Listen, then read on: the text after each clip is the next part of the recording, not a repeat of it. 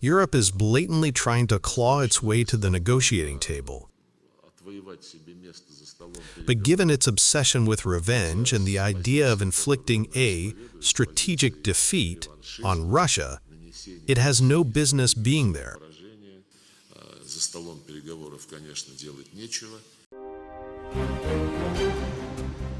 This recent statement by Russian Foreign Minister Sergey Lavrov, made on September 17th during a meeting with Russian ambassadors, sent ripples across Europe.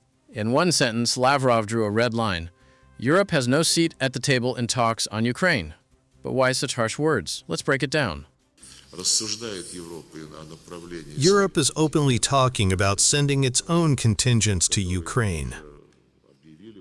We have already said they will be considered legitimate military targets. They are pushing so-called security guarantees for Ukraine, without Russia's participation, and openly aimed at creating new military threats to the Russian Federation. In plain English, Lavrov is warning that Europe is not just meddling, but preparing to militarize Ukraine under the banner of peacekeeping. Imagine if a part of Ukraine is occupied by peacekeepers, with Western security guarantees designed against Russia. That, Lavrov argues, is not peace. That's a de facto Western occupation. Western media like Politico and Financial Times spin this differently. They frame Europe's role as, quote, crucial to restrain Russia. But the irony here is glaring. The same Europe that fuels the war with weapons and sanctions wants to act as a peace broker. That's like an arsonist demanding to lead the fire brigade. Imagine if part of Ukraine becomes a territory where so-called peacekeepers are stationed and Western security guarantees apply, aimed directly against the Russian Federation. This would mean only one thing. The West has effectively occupied Ukraine. If no changes are made to Ukraine's legislation, it will mean that on this Western-occupied territory, foreign troops will be defending a Nazi regime where the Russian language is banned in all spheres of life, and the canonical Ukrainian Orthodox Church is persecuted.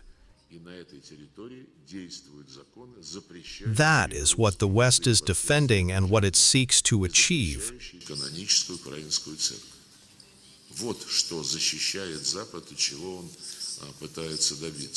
Lavrov's language is deliberately provocative, but the discomfort for Western audiences is real. If NATO troops land in Ukraine, the line between support and occupation vanishes overnight. Even Bloomberg recently admitted that the EU's new 19th package of sanctions was delayed, not because of mercy, but because Europe is hitting its own limits. Yet Brussels still insists that sanctions will, quote, force Russia to negotiate. The contradiction is obvious. You can't strangle your opponent economically, arm his enemy militarily, and then expect him to welcome you at the peace table. This isn't new. Lavrov reminded everyone that Russia was pushing for security guarantees as far back as 2014, and again with the Minsk agreements a year later. The West signed on, then walked away. And here we are, a decade later, with Europe once again demanding a seat it hasn't earned. We will insist on real security guarantees. We demanded this in February 2014, and again a year later when the Minsk agreements were endorsed by the UN. Russia will not settle for anything less. So what does this mean in 2025? Negotiations between Russia and Ukraine have restarted after a 3-year pause, with prisoner swaps and discussions on ceasefires. But the key disputes remain. Russia wants recognition of Crimea, Donetsk, Luhansk, Zaporizhia, and Kherson as part of its territory, along with Ukraine's permanent neutrality. Europe, meanwhile, demands strategic defeat for Russia. These positions are not just far apart, they are on different planets.